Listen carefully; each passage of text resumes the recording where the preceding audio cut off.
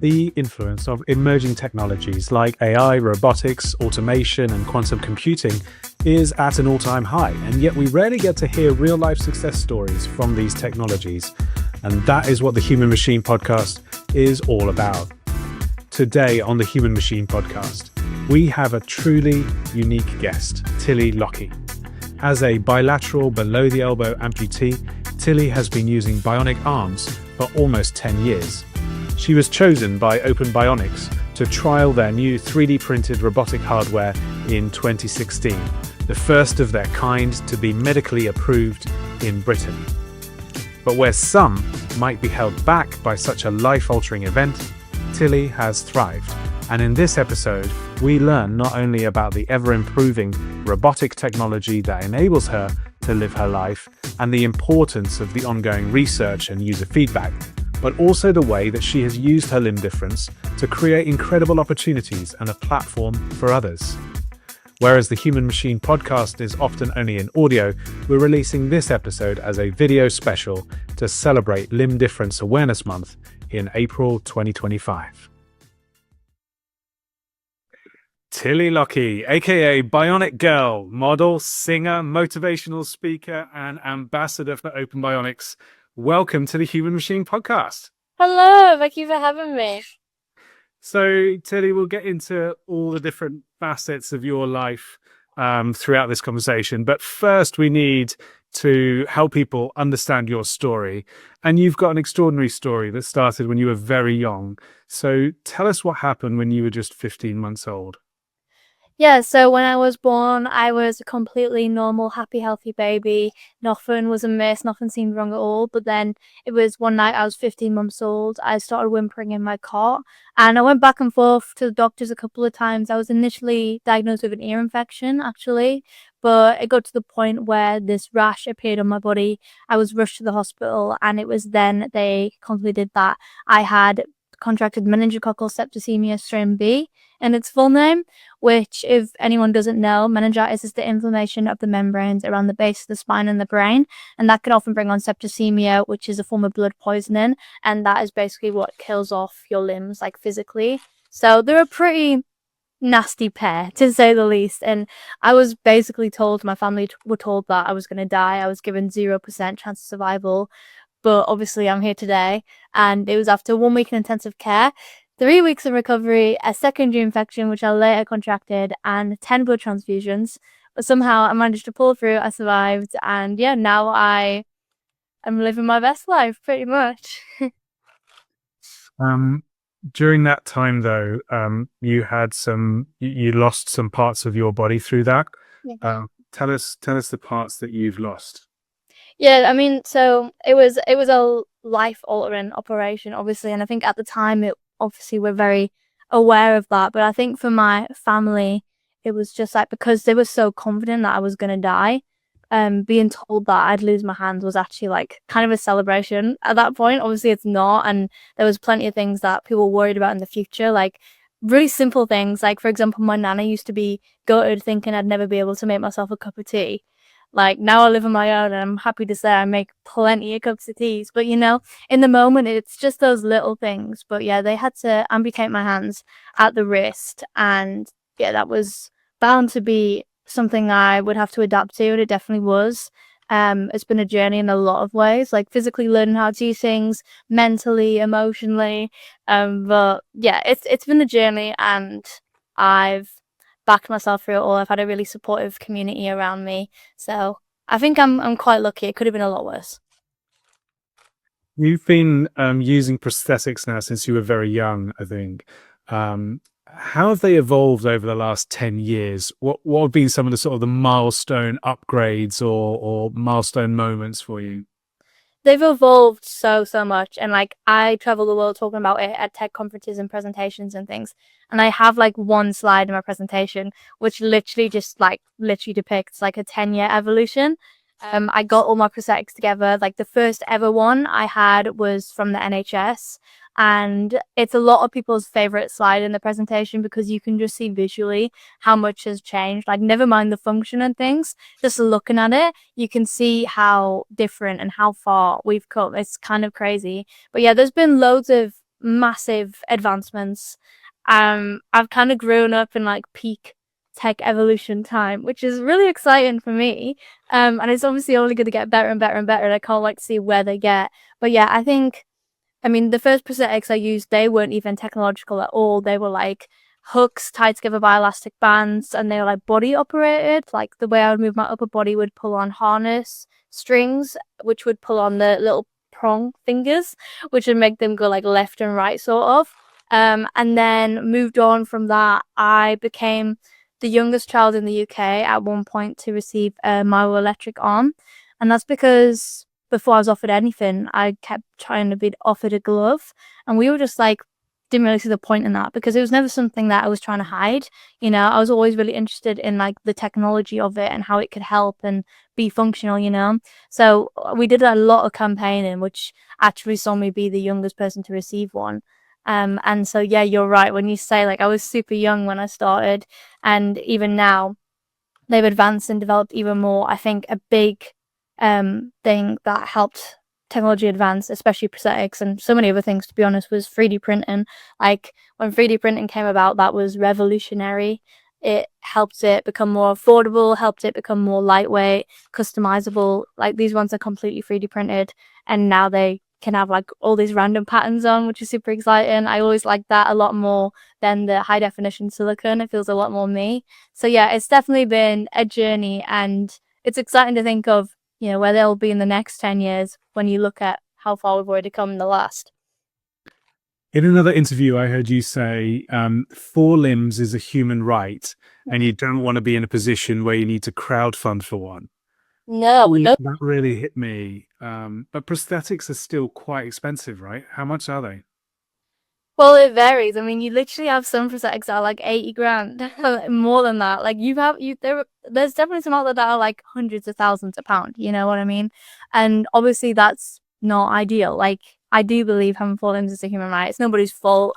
You know what I mean? They lose a limb, and at the end of the day, the way the world is designed, it's designed for people with all 4 limbs. So, you know, it is definitely a big thing, and you have to be so adaptable. Like I find the whole like adaptability as a whole so interesting. Like even when I was learning how to do things, like learning how to do like handwriting for the first time, it's in the name. And a lot of people are like, how did you even adapt like that? And I'm like, I couldn't even tell you. Like because obviously I had nobody there to show me how to do it without hands. But when you're like growing up, you just sort of figure it out. But obviously it's just this extra thing that you have to be aware of, and it's like a whole journey you got to deal with yourself. So of course I believe having all 4 limbs is a human right, and accessibility is such an important thing. But yeah, you're right. Unfortunately, at the minute, they are so expensive, and that's literally just because of all the high tech that goes into them. But yeah, these ones are about 20,000 at the minute, so it's still like a lot of money. And the most expensive pair I've had, which were single grip and like couldn't open wide enough to hold a cup, they were 36 grand, I believe. So you know, it's difficult, and you want to make the price come down and down and down, but you also want to put more and more things into the arm to make it better. But you're always fighting the money and the price going up, and also the weight. So there's so much to consider, which is why I find prosthetics such an interesting field. And yeah, all the technological advancements in the future should hopefully get even lighter materials that are cheaper but worth just as well. It's just a kind of waiting game, I think. You're operating that very naturally, but technically, how does the human arm that you have communicate with the prosthetic? Is it neural? Is it muscular signals or something else? So it's literally just EMG sensors. Like there's no wires, or I've got a bracelet which is making so much noise. But yeah, there's no wires or anything attached, which a lot of people find crazy. You literally just slip it in like that. I can push it on my arm, just like some suction. The socket is just really good. And then there are EMG sensors. So there's one here and there's one on this side as well. And they basically track the movements that I'm doing inside the arm. So if I squeeze my muscles on my biological limb, the hand will close, and if I flex, it'll open. And you can kind of see that movement. Like that's literally all I'm doing. And then from that point onwards, it kind of works like a menu system. So if I open the hand all the way and then try and open some more, you'll see the button flash green and the thumb come around. and that's basically me changing the grip mode. So you can kind of cycle through them all. You've got a grasp like this, thumb clicks in and out, open all the way. You've got a standard close for like a cup or a hairbrush, anything like that. Then if I press the button, I can squeeze that same muscle, but now you'll notice only two fingers come down and open all the way, change the grip mode. They call this the tripod. I call it the peace sign. And then finally, if I squeeze one more time after pressing that button, you'll see only one finger come down, and then you can do a little point like this. So a lot of people don't know that it is kind of like a menu system. So you gotta be conscious of like where you're at in that system. But they have now introduced an app as well where you can like customize what order they come in. So if you have your favorite grip modes are like the tripod and like a grasp, you can reorganize them, which I think is really good. But yeah. Very good. And is there sensory feedback back to your arm? Does that exist? Can you feel through your? No, not at all. And that is like one thing that I really hope to see in the future, because that would be crazy. Like at the minute, because you can't feel, it is very much so that you have to like judge the grip you have on things visually. And obviously when I'm not wearing the hands, I can feel, so I do, notice that when it's not there. I trust the grip very much so, but it would be cool to feel. I saw on your Instagram, I think, a post that said the army, and it showed like a number of different arms that you have. Why do you have different ones? Literally just like growing up through the years. I mean, I am a loyal Open Bionics user now. Like, I just get on with their prosthetics really well. But throughout the years, it was just a trial and error sort of thing. So I had the one from the NHS, then I had the private ones where I first went private, and that was just what they were offering, like the high definition silicon. Like, I think it was just assumed that you would want a realistic looking hand. And to be fair, like at the time, I probably did, because my problem with the first NHS prosthetic was that I couldn't operate it, but I also didn't really associate it as a hand. Like, saw it more like a claw and a weapon. So honestly, the realistic look at the time was probably where I wanted to go. But it was when I grew up a little bit more, I was like, I don't know, I'm not really feeling this. Like, I kind of do want to cover it in glitter and lights, and that's just the transition we made. But also in the army picture that you're talking about, there was some Open Bionics prototypes, which I've gotten to keep. I mean, we've been doing those prototypes and developing them ever since I was 9. So they're literally like even 10 years old now, which is crazy. But yeah, it's really cool. I have a nice little collection. Mhm. What are some of the surprising things that you couldn't do without the prosthetic that you can do with it? I think it really is those simple things that people don't really talk about. Like, I can like sort of feel my fingers to a certain extent. Like, I don't have like phantom limb pain or anything like that, but I can sort of like I know what my fingers are doing even though they're not there. So like from people, I'm talking like this. People are like, "Oh, you're really like expressing it, expression. What? You're really expressing it with like your hand and like while you're talking." And I do the same thing even when I'm not wearing them, just because I can't help it, because I feel like the fingers kind of, and it just feels natural to talk like that. So yeah, I don't even put that on or anything, but it is cool to just like have the fingers there to make sense of what I'm saying. Like, I love that. Like, whenever I was with my friends and we were taking a selfie or whatever, I would immediately like do this, and this to me is like throw a peace sign, but nobody would know. So it's really cool to just be able to just like throw a peace sign, and people actually understand what's going on. I feel like that was a really cool thing. Like, we talk a lot about like the physical benefits, obviously being a double amputee, being able to like multitask and have two hands. I usually have to do everything with like two arms together, so it's just sped me up in that way. But the mental benefits of just having a hand, and when it comes to like expressing yourself, meeting people and shaking hands and stuff, has been really, really cool. Can it interact with technology? You talked about taking selfies, but does it work with a phone? I'm testing them at the minute. This isn't like publicly out or anything yet, but I am testing some like kick sensitive thing, and I think I can talk about it. I hope I can talk about it. It's not the best right now, and I don't help myself by putting nails on. But yeah, we're working on it. I tried all like the touch sensitive paint, but that didn't really work. I think it's something like it had to be like touching your skin to like get that what do you call it? I don't know, that conductivity. And basically it had to be like touching biological skin, and because it's not there, like that paint couldn't really work.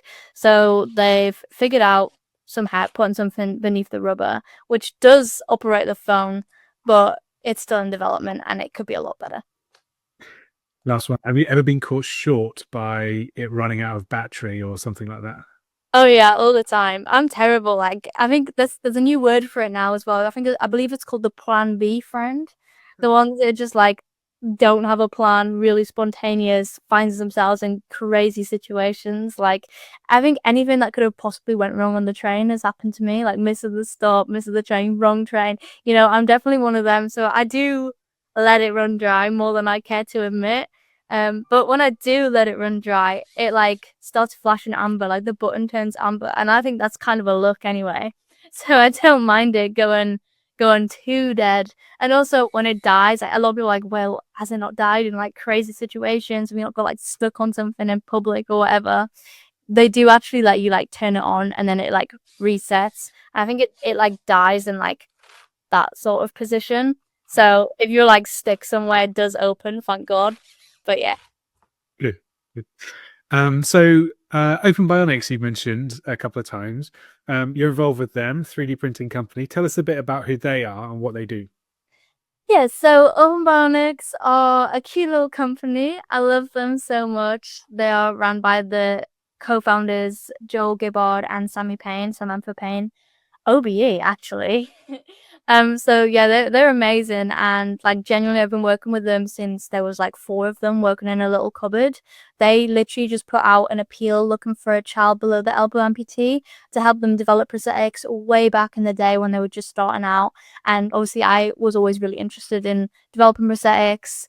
And what really drew me to them was the fact that they weren't making realistic hands. Like I believe, were like working on like Iron Man and Elsa and working with Disney like prototypes at the time, which as a 9-year-old little girl, I was like, this is what I want to be involved in. Like, this is way cooler than the flesh looking hands. Like, what? What am I doing? So, yeah, I got in touch with them. I mean, I was only 9 at the time, so I just submitted the little application and they ended up picking me out of the other applicants. And yeah, I've been working with them ever since. They make 3D printed prosthetics, and they were actually the first medically approved 3D printed prosthetic, which was crazy. And I was a part of all like the NHS trials and things like that since like 2016. And they're now on the NHS as well. You kind of have to jump through a couple of hoops to get there, so people still do fundraise privately, but it's really, really cool, and they are medically approved, and I back them all the way. um, in the beginning of prosthetics, it seems as though engineers were sort of focused on wanting to make prosthetics look more human. But then you've just talked a bit about actually wanting to make them almost more stand out and accentuate them almost more like a fashion accessory with sort of these customizable covers for the hero arm.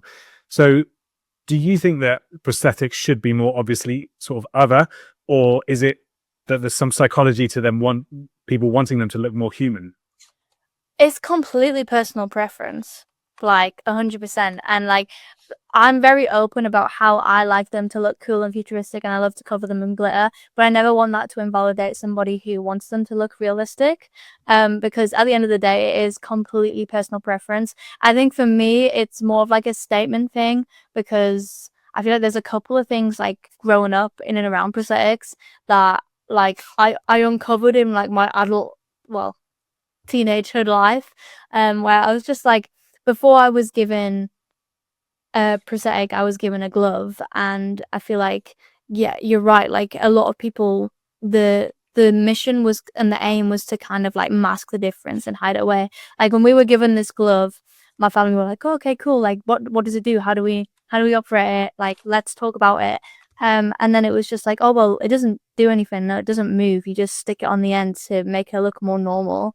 And I feel like in the moment you probably don't think that's a humble thing to say, but like when you grow up and like reflect on all these things that people have told you, and like my first moving prosthetic was given to me like in a brown paper bag, there was always this like discreet sort of suspicious energy around it, and like being told, or like I don't know, just assumed by everybody that I'd want to hide it away. It almost made me feel like it's something I should hide away, you know? So for me, being able to come out and cover them in glitter and match them to my outfit now, it feels very like freeing and empowering. So that's what I like to talk about, but it is completely personal preference. There was one post that struck me where you marked up one of your pictures with these words, and suddenly I'm comfortable in my own skin, uh, followed by a flick which said, which is weird because she, talking about your younger self, I think, wouldn't leave the house without long sleeves. Mm-hmm. Yep. Like that sort of underlines everything that you've just said for me. Yeah, and I was like, I was looking back and like there's literally a picture of me wearing this like hyper realistic hand. I only had one of them at the time because I couldn't afford two, and like yeah, so like there's that picture of me with that hyper realistic hand, and the other sleeve is like down, covering it, and I think that just like speaks volumes. But like now I'll go out like.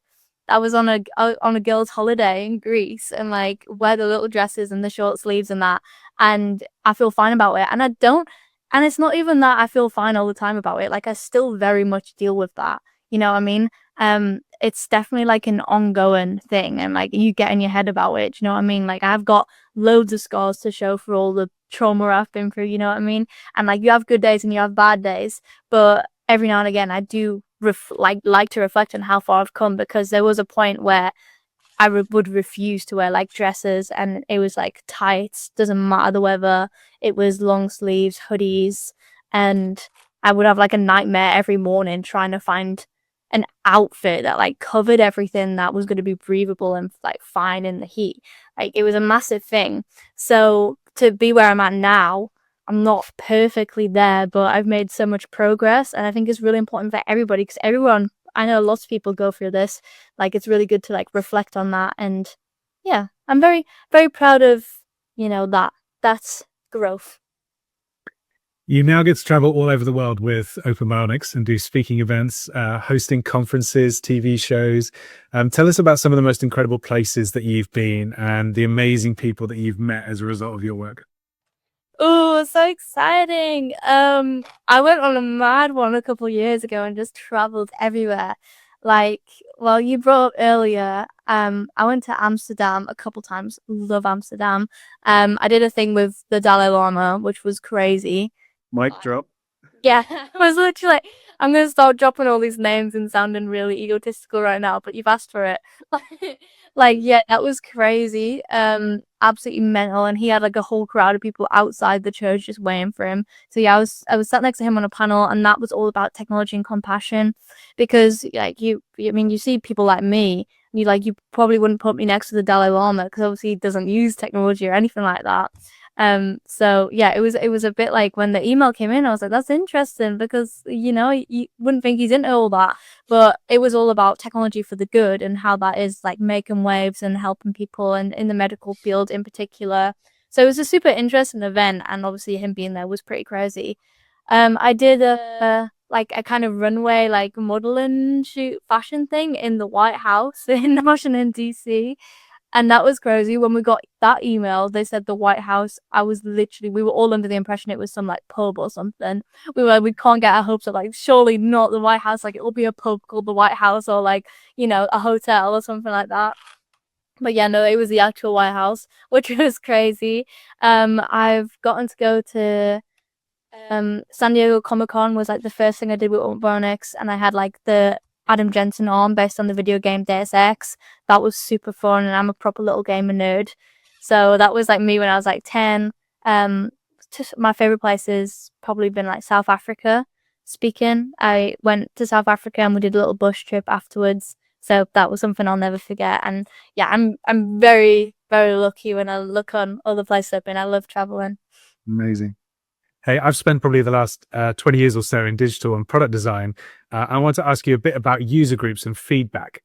So how important is that real user feedback to a company like Open Bionics? It's so important. Like, I cannot stress enough. And this is like, I do different like talks depending on the event. I do a lot of inspiring girls, like young people, empowering like stories. I do a lot of like heavy tech things who literally want to like dissect the bionic arms and things like that. And then I do a lot of like empowering companies and businesses and things like that. And that is like the Wait, you just said dissect the bionic arms. So tell us about that. Tell us how that works. well, just like verbally, like I just like they just want to mainly like a demonstration. Whenever I do a talk, like I get the presentation out and then I'll talk them through everything, like all the prototypes and things like that. And then I always like take it off and like literally pass it around the room because you can actually like operate it on the inside if you're like here in person. So that's always fun for people to do. But yeah, I just talk about like the prosthetic evolution, like the upgrades and stuff over time and let people have a actual go of it, which is quite fun. But yeah. Do you ever participate in the sort of the actual user research that Open Bionics run? So do they have sort of new products for people to test? Do they have like specific tasks they want you to try out and do? Yeah. Yeah, I mean, I did the NHS trials with them, so that was a bunch of like little tests of different things for them to get medically approved. I done all the tutorials on the app, so teaching everybody else how to use them, like and different things like that. And yeah, I test all like the new things they'll get in. They'll give me a call, and I'll come around to the lab and test it out, like this touch sensitive finger or the Hero Arm 2, which is coming out really, really soon, which is super exciting. They've been working on all like the but all the upgrades, that's a whole new arm. So like there's plenty different about that. That's been a process and I've been testing for a while. So yeah, I'm kind of like the guinea pig, I guess you could say. We talked earlier a little bit about sort of the touch sensitivity, but what do other limb different prosthetic users say that they want most in future prosthetics? Um, I think for me, it's the touch sensitivity and it's an automatic wrist probably next. That would be great. Like this is the best wrist I've ever had. And again, this sounds so loud because of my bracelet. I promise it's not usually that loud. But yeah, there's a wrist which is really, really great, but it is manual. And I think if we had some sort of automatic wrist, that would open a lot of doors and just make things a lot easier, like writing, even like eating. Like you can do all these things, but when you have a wrist, it just is like so much easier. Always like challenge people to just keep their wrists stiff for like a day and see how far you get. And because I'm amputated at the wrist, I'd notice that when it's gone, a lot of people are like up here, so they probably wouldn't notice it as much. But for me, I love that wrist movement, and when I don't have it, I'm like, oh, that would be great. So for me, it's haptic feedback and an automatic wrist would be great. Amazing. Um, are there any things that, in your opinion, prosthetics do better than human limbs? I think they look cooler. I might be biased, but yeah, no, I mean, yeah, they have some superpowers. Like, for example, I was making like a chocolate brioche the other day. I was heating it up in the microwave, wanted to get it out, and I was like, oh my God, that is so hot. Like, literally burnt myself. I was like, no worries. Set that on one. Because I can't feel, it has some benefits. Just plucked it out. So yeah, they have some like little superpowers like that. So that's pretty cool. But yeah, I just think they're pretty fun. And I think it will get to the point where they literally do surpass biological limbs. Like I think they will get. I mean, I'm joking about like little superpowers right now, but I think they could get crazy. You know what I mean? And when I talk with Open Bionics, like I think I mean they knew what they were getting into when they first took me on because I was like all about Bluetooth speakers, projectors, lasers. Like I asked Joel recently for a taser. He said no. But he did tell me that they actually did some taser tests one time, and I was like, without me? Without me? What the heck, Joel? But yeah, I think they will get probably better, which is quite scary, but pretty good for me. Hey, we've already talked about your work as an ambassador for Open Bionics, as a motivational speaker, but you've also worked as a Sky TV presenter. You're a social media influencer, and you're also a model, including London Fashion Week and Vogue. And you've worked with brands like Mac. How did all that come about? Oh, honestly, I have no idea. It's still a bit of a pinch me situation, but I've always been in the media because of the fundraising that I did for my prosthetics when I was really little. So I feel like from that, like a lot of people, especially locally in my area, just really kept up to date with it. I think even from a really young age, like I would be my parents would tell me I'd be in a sour mood, like throw a tantrum, 4 years old in a sour mood, don't want to see anybody. And the second somebody came in with a camera, I would just turn that on. So like I don't know, I clearly just really liked it from a young age. So I just kept on like doing the random TV appearances And yeah, I did a show called This Time Next Year, which was really fun. Whereas I don't know if you've seen it, but it's with Davina McCall, and you basically make a pledge. And that was when I first started with Open Bionics. And I was like, this time next year, I'll have hands, and that was the pledge. So I was like documenting that whole journey on that show, and I was like backstage there where like at least 3 people came over to me and were like, "You should be a presenter." I'd never thought about that before. So obviously I was really young at this point. I think I was like 8 or 9. And I just was doing a lot of random things. I was at school and that, but I had a lot of people who wanted to like interview me or do like day in the life because I think I live a pretty niche life. Which is good because it's like the fact that people are interested in it means that I get to travel the world like talking about it, which is just absolutely insane. But yeah, and then I did the whole thing with the Elite Battle Angel premiere. And it was at that point where I started to grow a following kind of by accident on social media because Alita Battle Angel has a lot of like die-hard fans. And obviously seeing her like berserker body in real life as a prosthetic was like a really, really cool thing, even for me. And yeah, so they all found me on social media. And at the time, I'm just posting like stupid little selfies with my friend. And I even remember, I have it in my archive somewhere. I even remember posting a story one time when I realized people were starting to follow me.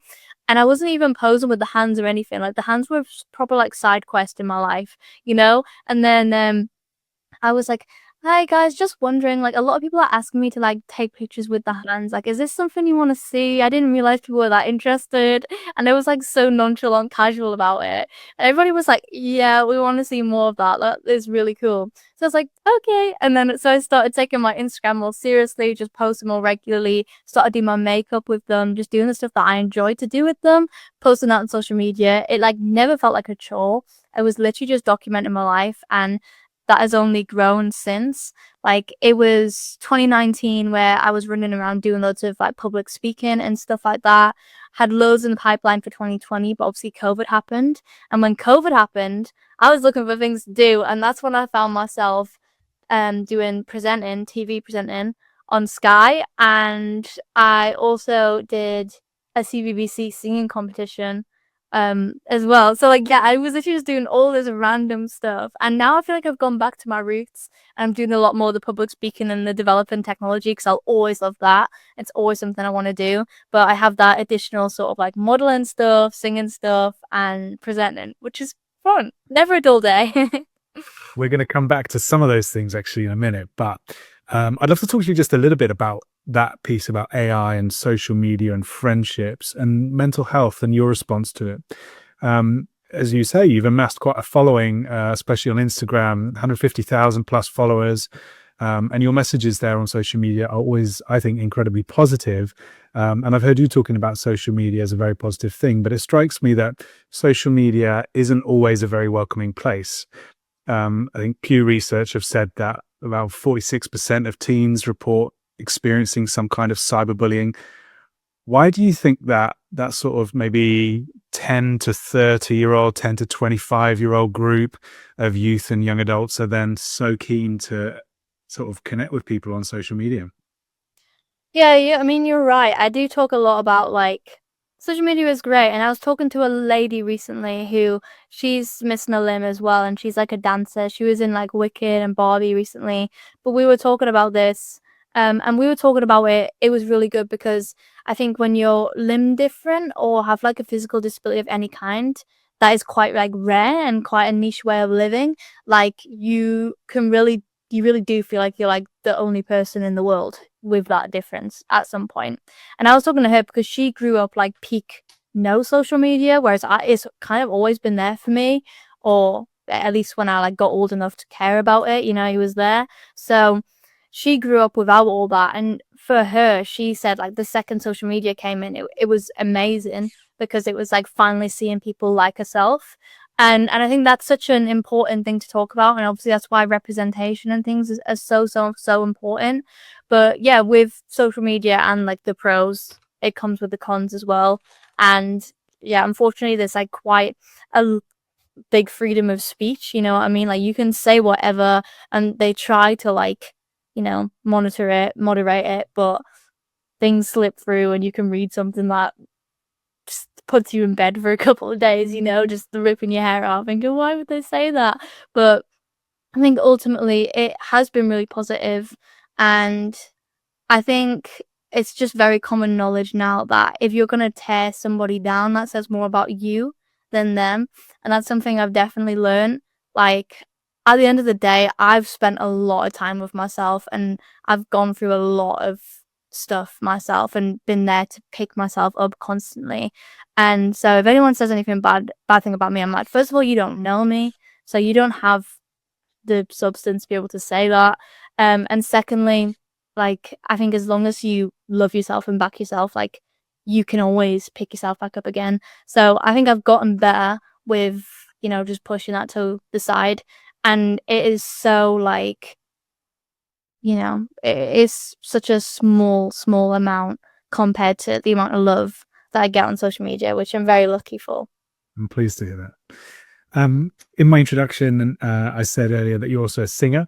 And a few years ago, you mentioned you won the BBC singing contest, Got What It Takes.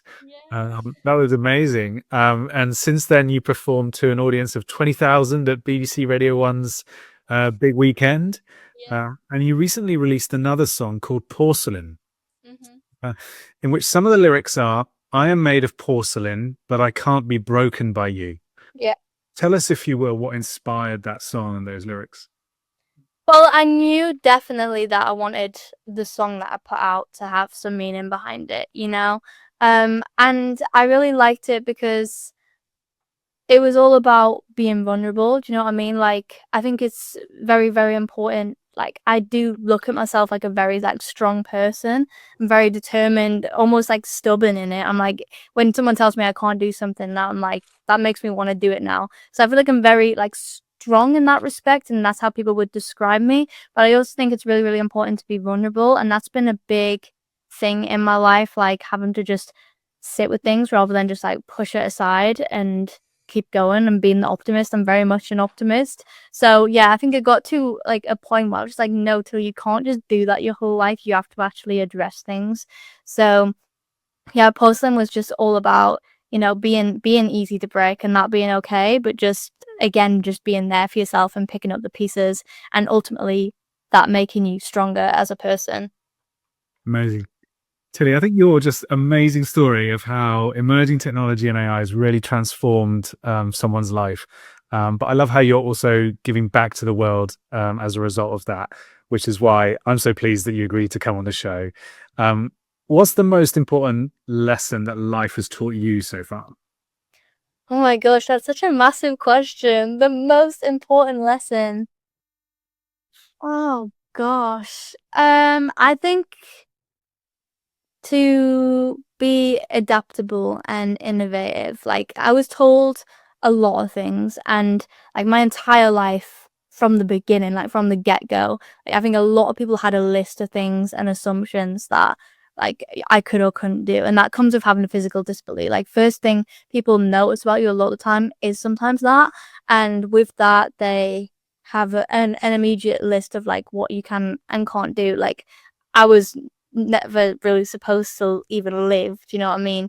And then I was told I would never walk, I would never run, I would never play the piano, and like I've been able to do all of those things since. And I think when I find something that actually stumps me and I can't do, I like kind of lose my mind and I don't stop until I figure out how I can do it just a different way, you know?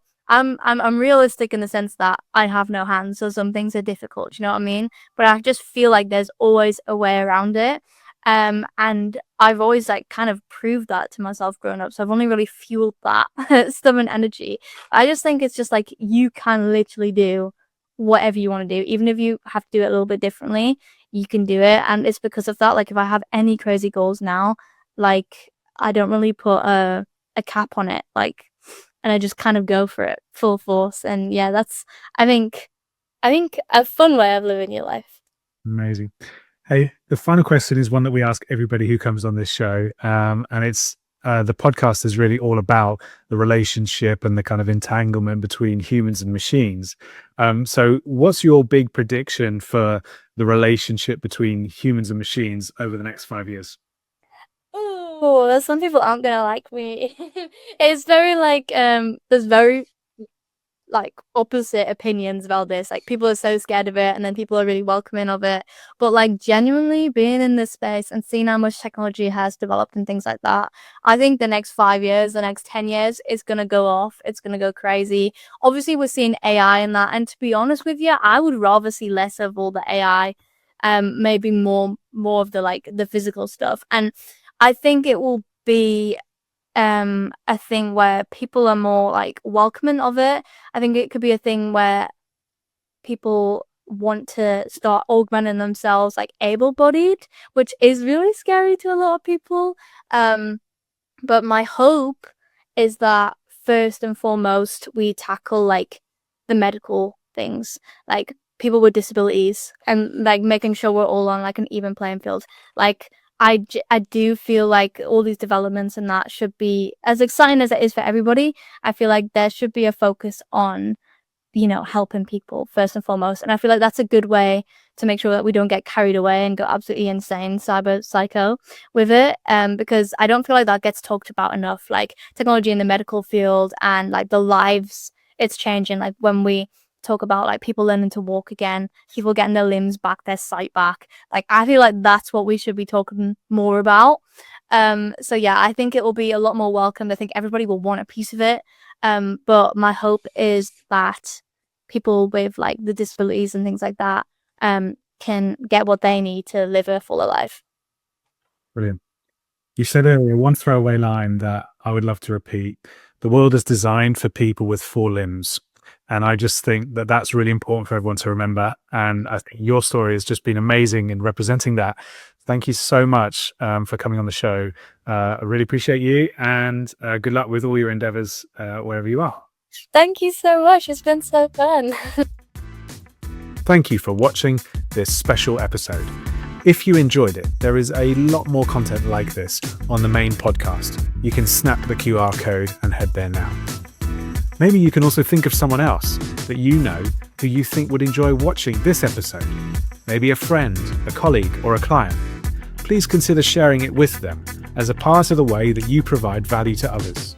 And you can also share this episode with your followers on LinkedIn, X, WhatsApp, or other social media channels. And if you want to make sure that you don't miss a future episode, please hit subscribe. See you next time.